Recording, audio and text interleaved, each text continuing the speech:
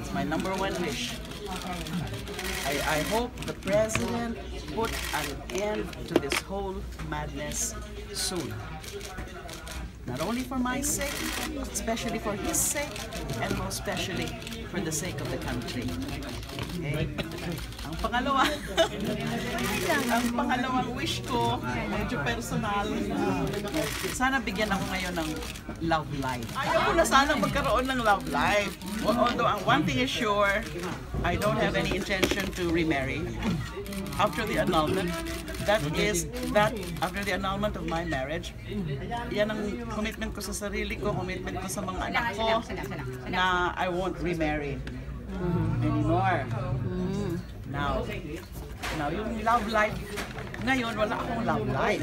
But iniisip ko nga, with all of the things that I'm going through, kailangan ko siguro ng partner, tulungan naman ako.